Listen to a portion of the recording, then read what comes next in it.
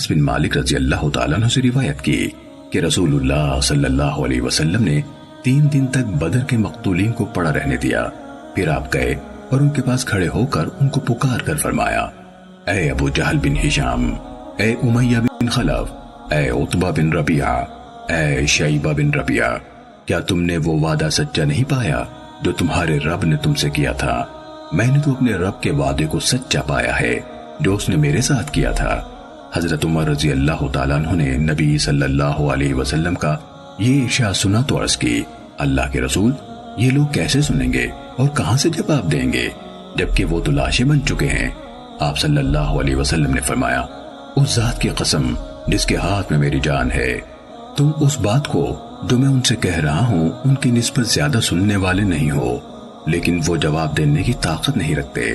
پھر آپ نے ان کے بارے میں حکم دیا تو انہیں گھسیٹا گیا اور بدر کے کنویں میں ڈال دیا گیا. صحیح مسلم حدیث نمبر 7223.